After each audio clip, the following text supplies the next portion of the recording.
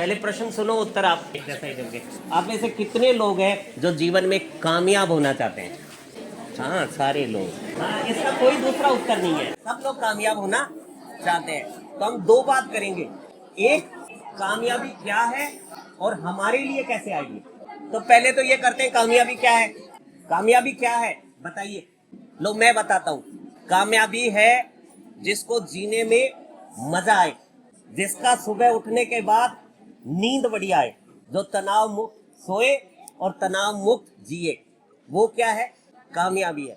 या इसको दूसरे तरीके से कहूं कि जिसकी इज्जत हो, सम्मान हो, प्रतिष्ठा हो और जिसके पास कमी ना हो, जो किसी को देना चाहे तो दे सके, जो देते उन्हीं की इज्जत सम्मान होता है, तो जो दे सके वो क्या है?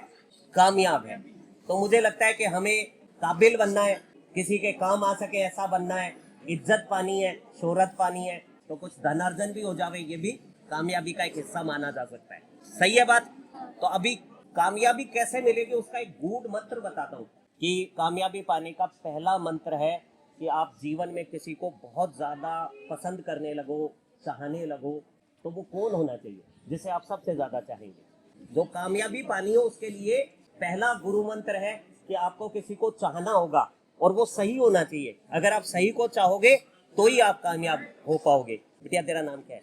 तो मनीषा को, सिर्फ मनीषा को चाहना चाहिए। जब मैं मनीषा को संदर्भ लेके ये बात कह रहा हूं ना, तो हर कोई ये समझ ले कि किसी भी विद्यार्थी के लिए सबसे ज्यादा इंपॉर्टेंट कौन होना चाहिए? वो खुद। अगर वो खुद को नहीं चाहता तो वो कामयाब नहीं हो पाएगा। तो आपको सबसे ज्यादा किसको चाहना चाहिए? अपने आप को। जो अपनी घटिया सहेली या बेवकूफ दोस्त के साथ कुछ समय गवा देता है छोटे से क्षणिक सुख के लिए, और जो उसको इज्जत, प्रतिष्ठा, सम्मान दिलाने में नेगेटिव भी है, वो व्यक्ति कभी भी कामयाब नहीं हो सकता। जो पाश्चात्य प्रबंधन की विधि है ना, वो तो ये कहती है कि अगर आपके माता पिता भी आपकी कामयाबी में बाधक हैं तो उन्हें सिर्फ होली दिवाली मिलो। समझ रहे हैं आप बात? वो तो इतनी संकीर्ण दृष्टि से चीजों को डिफाइन करती है। लेकिन मैं कहता हूँ माता पिता की तो हमें हर हालत में आदर सत्कार करना ही चाहिए, उसमें कोई वो कामयाबी बीच में नहीं आनी चाहिए। आपकी अपनी पर्सनल इच्छाएं, उसमें बलिदान होनी चाहिए। लेकिन यार दोस्त तो कहीं नहीं होने चाहिए। अगर वो आपकी कामयाबी के खिलाफ है तो उनसे आपको नाका किनारा कर लेना चाहिए। वो आपके दोस्त नहीं है, उसके दोस्त सबसे ज्यादा है जो कामयाब है। अगर आप विफल हो गए जिंदगी में तो आपके दोस्त भी कम हो जाएंगे। और कामयाब आदमी को हर कोई रिश्तेदार भी दूर का कहता है हमारा रिश्तेदार। जैसे आपके यहाँ कोई कामयाब हो जाता है तो वो किसी के भले ही काम ना आया हो, लेकिन सारे लोग कहते हैं वो फला ताकतवर आदमी हमारा क्या है? रिश्तेदार है। तो कामयाबी के दोस्त, रिश्तेदार सब आ जाएंगे। तो सबसे ज्यादा किसको चाहना है? तो अगली बार जब आप पढ़ाई करेंगे तो किसके लिए पढ़ाई करेंगे? हाँ, जब आप अपने लिए प्रयास करेंगे तो आप ज्यादा कर जाएंगे। ये पहली बात है। अब कामयाबी का रास्ता ढूंढते हैं। तो आपके लिए कामयाबी का क्या रास्ता हो सकता है? बिल्कुल सही है। हम में से कोई भी, किसी के पास भी विरासत में कोई धन संपदा प्रतिष्ठा शायद इतनी नहीं है, और हम सबको कुछ एक्स्ट्रा अर्जित करना है। और उसके लिए हमें क्या करना होगा? अभी इस समय सिर्फ पढ़ाई पर ज्यादा ध्यान देना होगा। आप में से कितने लोग मनमोहन सिंह को जानते हैं? 2 टर्म में वो प्रधानमंत्री रहे, 2 टर्म वो वित्त मंत्री रहे, और लगभग 1 से 1.5 टर्म वो वित्त मंत्री के वित्तीय मुख्य सलाहकार रहे। तो वो 30-35 साल तक भारत को किस दिशा में जाना है उसका निर्धारण करते रहे। और पता है उन्होंने कोई चुनाव जीता क्या? वो राज्यसभा से चुनकर आते थे। लेकिन अभी एक दूसरा प्रश्न है, जो आदमी किसी को खुद ही नहीं जीत सके, दूसरे को नहीं जिता सके, उसको देश का प्रधानमंत्री क्यों बनाया? ये प्रश्न है, क्यों बनाया? क्योंकि वो अर्थशास्त्र के बहुत बड़े ज्ञाता थे। और ये ज्ञान उन्होंने कहां से पाया? हाँ, पढ़ाई करके पाया। उन्होंने उच्चतम कोटि की पोस्ट डॉक्टरेट थी उनके पास इकोनॉमिक्स की। उसके बाद जो पढ़ा लिखा, होनहार, समझदार आदमी होता है उसको कुछ न कुछ आगे भी मिल जाता है। देश को लगा कि इनसे बेहतरीन कोई आदमी नहीं है जो देश को चला पाएगा, कि कोई पढ़ाई करके इतना महान ताकतवर व्यक्ति बन सकता है, तो हम भी कुछ तो कर ही सकते पढ़कर। और फिर हमारे पास और कोई चीज है ही नहीं पढ़ाई के अलावा अपने आप को सत्यापित करने की कि हम कामयाब हैं। तो आपको सबसे पहले क्या करना चाहिए? पढ़ाई पर ज्यादा ध्यान देना चाहिए। अभी ज्यादा ध्यान देने से पता है क्या होगा? ये होगा कि जिसके पढ़ाई में अंक ज्यादा होंगे उसके माता पिता उनको आगे पढ़ने के लिए विशेष प्रयास करेंगे, और वो आगे आगे आगे पढ़कर कोई मुकाम पर पढ़ाई के भरोसे ही पहुंच जाएंगे।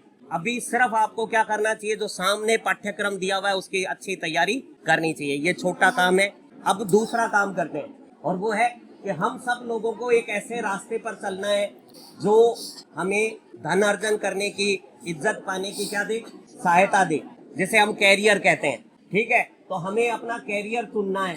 तो कैरियर कैसे चुनेंगे, हमें किस रास्ते पे आगे बढ़ना है, वो कैसे चयन करते हैं। कैरियर चुनने में सबसे महत्वपूर्ण चीज क्या है, एक बहुत अच्छी बात पाता हूँ कि ऐसा कैरियर कर ले जिसमें पैसे तो खूब आए और मेहनत करनी ना पड़े। आप लोगों को जब हम समझते हैं तो हमें लगता है कि पैसे का आकर्षण आपका ऑल टाइम हाईएस्ट है। जैसे आपको बहुत सारा पैसा चाहिए, आप बहुत अमीर बनना चाहते हो, ये आपकी ये कोई कैरियर ऑब्जेक्टिव है कि सबसे पहले सबसे ज्यादा धन देने वाला काम करेंगे, और मेहनत ना करनी पड़े तो और भी अच्छा।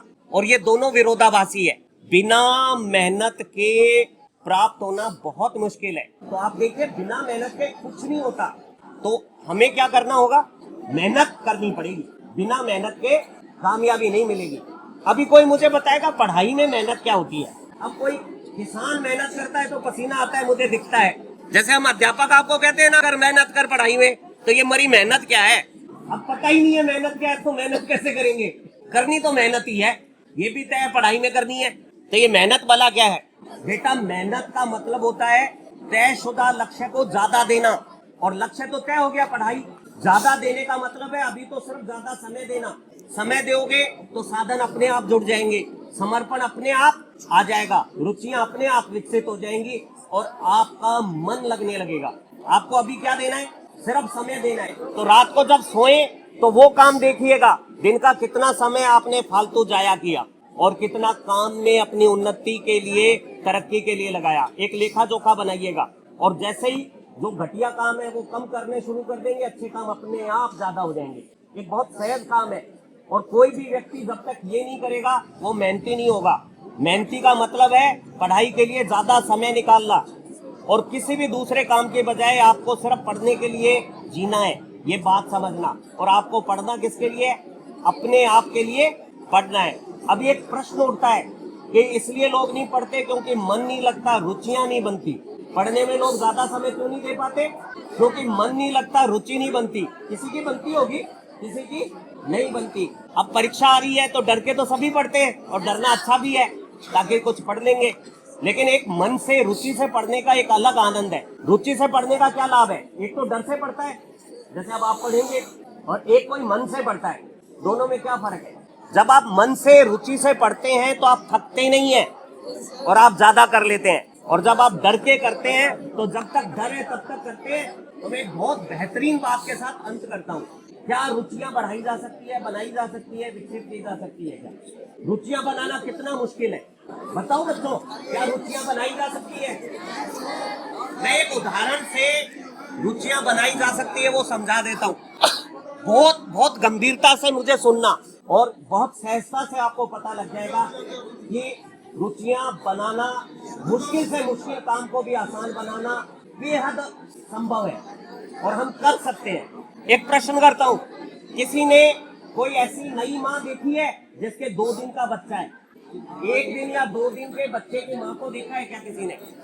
अगर नहीं देखा है तो अब देखना, ठीक है। मैं उसकी एक पीड़ा बोलता हूँ। एक नई माँ, 2 दिन के बच्चे की पहली बार बनी हुई माँ। सुनिए बच्चों ध्यान से, रात को सो रही थी, पिछले 2-3 दिनों से थोड़ा कष्ट भी दी रही थी तो आराम चाहती थी, और वो देखती है कि उसको गीली हो गई और कोई रो रहा है जोर जोर से और उसको सोने नहीं दे रहा, तो वो उठती है। वो जब देखती है तो पता लगता है कि वो गीली नहीं हुई, गंदी भी हो गई है, उस बच्चे ने टट्टी कर दी है। अब वो इधर उधर देखती है और पाती है कि उस संकट से उसको मुक्ति दिलाने वाला कोई नहीं है। वो अपने बच्चे को साफ करती है, अपने बिस्तर बदलती है, दोबारा सोती है, और शायद मन ही मन एक बहुत पीड़ा झेलती है कि भगवान ने ऐसे कष्ट के दिन क्यों दिए, शायद सोचती होगी।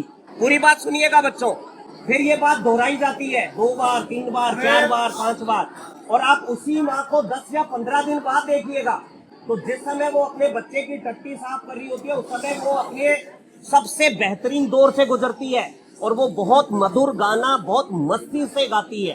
अब चेक करना, वो एक बात सीख जाती है कि जो काम मुझे ही करना है उसको मजबूरी में क्यों करूं, दुखी होकर क्यों करूं, मजे से करूं, क्योंकि ये सुख और दुख तो मेरा अपना निजी विचार है और वो उस कष्टकारी काम में भी सुख ढूंढ लेती है। आप चेक करना, 15 या 20 दिन की माँ और 2 दिन की माँ में रात और दिन का अंतर होता है। तो जब कोई इतना मुश्किल काम भी कोई इतनी प्रसन्नता से कर सकता है, तो पढ़ना तो कतई कोई मुश्किल काम नहीं है, कतई कोई मुश्किल काम नहीं है। या आप जैसे लोगों को पता भी है क्या कि आपकी माँ ने कितनी पीड़ा झेली होगी? आप में से किसी को एहसास भी नहीं होगा, लेकिन उस माँ को एक आस होती है कि मैं ये जो कर रही हूँ उसका कोई फल भविष्य में उसको मिलेगा। तो एक बात मैं जानता हूँ कि अगर आप अपनी जीवन में कोई कामयाबी पाते हैं तो सबसे ज्यादा खुशी पता है किसको होगी?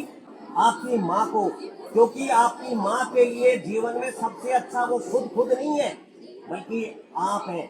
अभी तो अभी की सोचनी है, तो हमें क्या करना है? ज्यादा समय देना है उस काम के लिए जो हमने तय किया है, और कामयाबी समय देने पे आ जाएगी।